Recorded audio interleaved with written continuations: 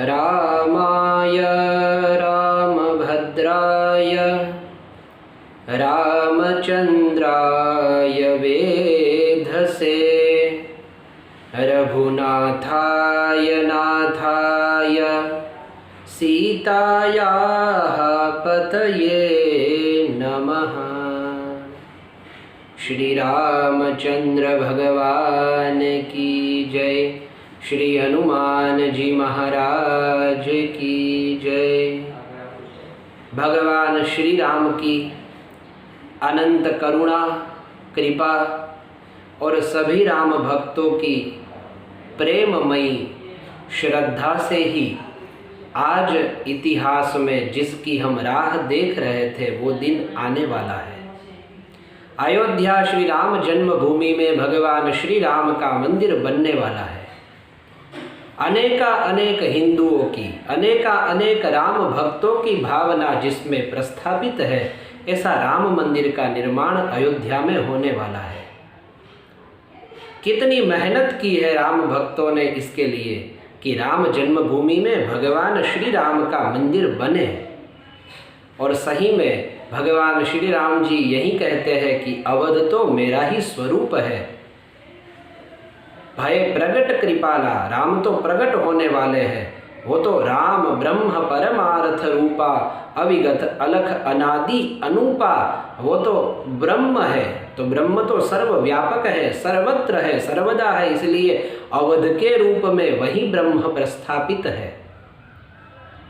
और जननी जन्मभूमिश्च स्वर्गादपि गरीयसी, ये वाक्य भी राम ही बोलने वाले हैं। राम जी ने ही ये कहा है कि जननी और जन्मभूमि मुझे अत्यंत प्रिय है। तो मंदिर नहीं था तब भी राम तो वहीं प्रतिष्ठित थे। और आज श्रद्धा पूर्वक जब राम की कीर्ति फैल रही है संपूर्ण विश्व में, वैसे तो राम की कीर्ति फैली हुई ही है, लेकिन अब जाकर के एक आस्था का केंद्र बना है जो अयोध्या में, अवधपुरी में। वो हमारे सब के लिए प्रेम ही है, हमारे सब के लिए राम की कृपा ही है।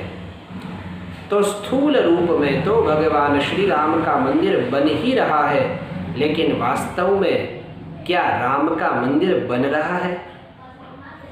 ये प्रश्न मैं इसीलिए कर रहा हूँ क्योंकि इसकी मार्मिकता और इसकी भावना को हम समझें।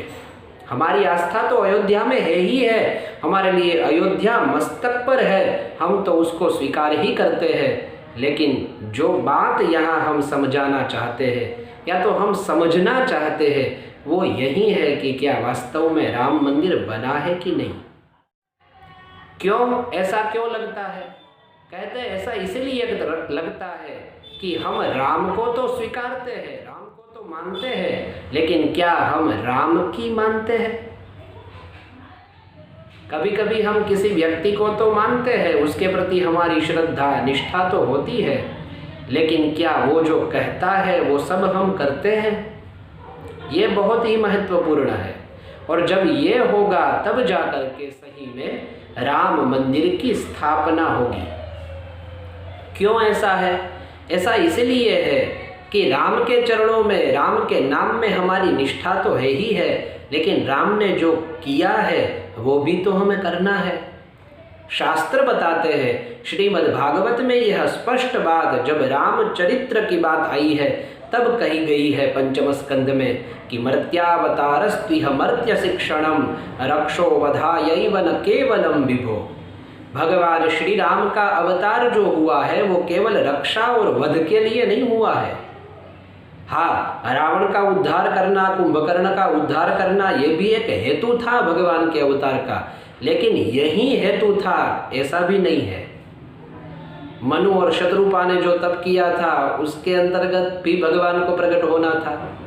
तो ये कहीं कारण है कि जिसके कारण भगवान प्रकट हुए हैं, लेकिन वास्तव में मुख्य कारण क्या है? कहते हैं मर्त्यावतारस्त्विह मर्त्य शिक्षणम, मनुष्यों को शिक्षा देना ही राम अवतार का मुख्य हेतु है। भगवान श्री राम शिक्षा देने के लिए ही प्रकट हुए हैं। इसलिए महापुरुषों ने कहा है कि राम ने जैसा किया है वैसा करना चाहिए और श्री कृष्ण ने जैसा कहा है वैसा करना चाहिए।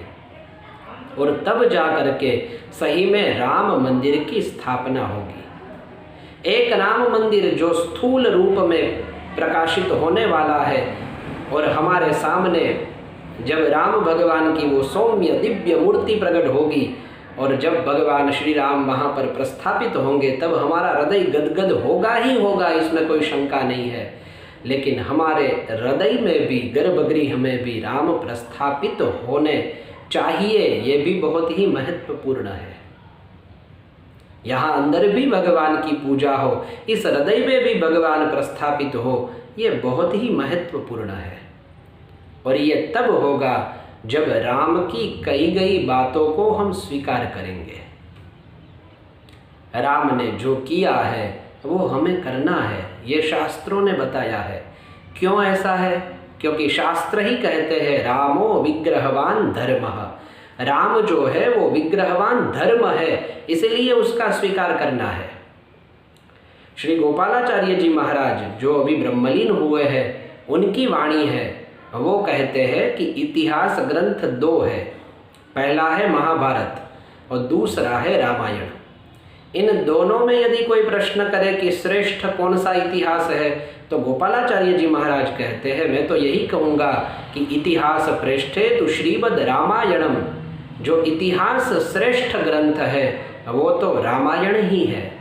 क्यों, ऐसा क्यों कहा? तो इसका उत्तर है कि राज्य को इच्छा न रखने के कारण राम ने भी त्याग दिया। वैसे तो माता कैकेयी ने कहा था कि राम को वनवास मिले, लेकिन राम ने कोई प्रतिकार नहीं किया। ये देखो, ये राम की ओर से हुआ है, कोई दोष न होते हुए भी वो सह लेना, स्वीकार कर लेना और वही सहजता पूर्वक ये कहना कि पिता दीन ही मोहि कानन राजू, ये बहुत ही कठिन है। ये ऐसा ही हुआ कि फूल की पथारी में से उठा करके कोई कांटों के बिछोने में हमको छोड़ दे, ये ऐसी ही बात है। लेकिन राम ने वो भी स्वीकार कर लिया। क्यों? क्योंकि मेरा भाई भरत राजा बनेगा और मैं तो यही चाहता था कि राज्य उसी को मिले और यही हो रहा है तो मैं खुश हूँ। मैं वन में जाकर के रहूँगा। क्यों? क्योंकि पिता ने मुझे वन का राज्य दिया है, ये भावना राम की है। और भरत को जब पता चला कि राम वन में गए हैं, वहाँ तो मुझे रहना चाहिए और माता ने मेरे लिए ये किया है, तो बहुत दुखी हुए हैं। और माता को तो जो वचन सुनाया है भरत जी ने, वो तो वहाँ जाकर के ही कोई पढ़े तो उचित होगा। और भरत जी ने तो स्पष्ट कह दिया है, ये राजगादी राम की थी, राम की है और राम की ही रहेगी। और मैं राम को मना करके फिर अवध में ले आऊँगा और उन्हें जो वनवास मिला है मैं पूरी जिंदगी वन में बिताऊंगा, लेकिन राम यहाँ पर प्रस्थापित होने चाहिए। ये राम की गादी है और इसमें राम का ही अधिकार है। ये समर्पण की भावना देखो, इसीलिए रामायण श्रेष्ठ है। राज्य भोगने के लिए कोई उतावला नहीं हुआ है कि ये मेरा है, मुझे मिले, नहीं, समर्पण है। किसी के पास भी रहे, मेरा अपना ही तो इस पर राज करेगा और धर्मपूर्वक उस पर राज करेगा। और भरत में भी कोई खोट नहीं थी, राम में भी कोई खोट नहीं थी, इसलिए राम राजी थे कि मैं बैठूं या भरत बैठे, दोनों में एक ही तो बात है। और राम प्रेम मूर्ति तनु आई, ये राम प्रेम की मूर्ति है, चाहे राम ही है भरत जी, ऐसा श्री तुलसीदास जी महाराज ने बताया है। तो समर्पण के कारण, त्याग के कारण ही ये रामायण श्रेष्ठ है। महाभारत तो राज्य के लिए ही झगड़ा हुआ था, तो इतिहास तो वो भी है, लेकिन इन दोनों में यदि श्रेष्ठता की बात की जाए तो गोपालाचार्य जी महाराज का ये वचन है। हम महाराज जी के वचन अपने तो क्या है, खुद का कुछ भी नहीं है, जो भी है उन महापुरुषों की देन है। करुणा करके वही बताते हैं और हम वही बात यहाँ से प्रसुत करते हैं और वही सबको बांटते हैं। तो गोपालाचार्य जी महाराज कहते हैं कि इन दोनों इतिहास ग्रंथों की बात की जाए तो मैं तो यही कहूँगा कि रामायण ही सर्वश्रेष्ठ ग्रंथ है। रामायण इसीलिए कहा गया है कि राम अयन और उसको मिला करके यदि देखें तो रामायण ऐसा हुआ। अब अयन क्या है? अयन का एक अर्थ है घर, गृह, उसको अयन कहते हैं। और राम का घर, जहाँ राम निवास करते हैं, ऐसा कौन सा ग्रंथ है? कहते हैं रामायण। तो राम जहाँ निवास करे, चाहे उसको मंदिर कहो चाहे घर कहो, और राम निवास करे तो घर नहीं है, वो मंदिर ही है। जहाँ पर भगवान रहते हो वो मंदिर ही कहा जाता है। फिर चाहे अपना घर हो चाहे दूसरा कोई मकान हो, जहाँ भगवान प्रस्थापित है वो मंदिर से कुछ कम नहीं है। इसलिए महापुरुषों ने कहा है कि अपने घर को मंदिर बनाओ, अपनी दुकानों को मंदिर बनाओ और उसमें भगवान को प्रस्थापित करो। यही महत्वपूर्ण बात है। तो इसी तरह से राम जागृत होंगे हमारे हृदय में। और हम सब जानते हैं रामायण की कथा में, और जब राम प्रकट होते हैं तब तुलसीदास जी लिखते हैं, भय प्रकट कृपाला दीन दयाला कौशल्या हितकारी। ये एक ही लाइन बहुत है, भक्तों के लिए ये एक ही लाइन बहुत है। देखो, राम जन्म नहीं लेते, प्रकट होते हैं। और प्रकट होने वाला तत्व है वो तो कहीं भी प्रकट हो जाता है। और चाहे मन में प्रकट हो, चाहे बुद्धि में प्रकट हो, चाहे किसी भी स्थान में प्रकट हो, खंभा फाड़ करके निकले, और कभी मत्स्य रूप में प्रकट हो, कभी कछुआ बन जाए, और कभी अंतर्धान हो जाए, और कभी स्त्री के रूप में मोहिनी बन जाए। तो जो ब्रह्म है वो तो किसी भी रूप में प्रकट होगा। तो राम सही में अपने हृदय में तब प्रकट होंगे। राम का मंदिर हमारे हृदय में तब बनेगा जब हम राम के चरणों में श्रद्धा रखेंगे, राम के प्रति हमारा प्रेम दृढ़ होगा, और राम ने जो कहा है उसका हम पूर्णतः पालन करें, और तब जाकर के भगवान श्री राम मंदिर की स्थापना होगी।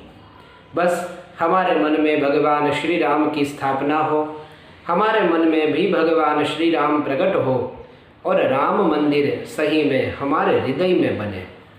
क्योंकि समय जाते जाते इतिहास साक्षी है कि अनेक आक्रांताओं ने आकर के हमारे मंदिर को तोड़ा है, ध्वस्त किया है, लेकिन ये भी इतिहास साक्षी है कि उन मंदिरों का पुनः निर्माण हुआ है, वही स्वरूप में भगवान प्रतिष्ठित हुए हैं। क्यों? क्योंकि हमारे मन की जो भावना है वह भावना से भगवान कहीं नहीं गए हैं।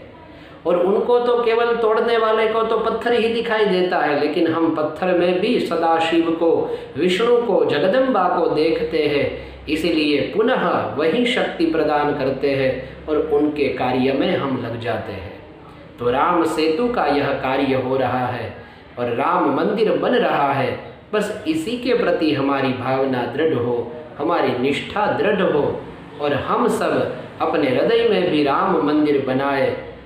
इस हेतु से आप सभी को राम जन्मभूमि में हो रहे इस उत्सव की भूरी भूरी बधाई हो, और आप सबको राम मंदिर की प्रस्थापना की बधाई के साथ जय सिया राम, हरि ओम, नमः शिवाय।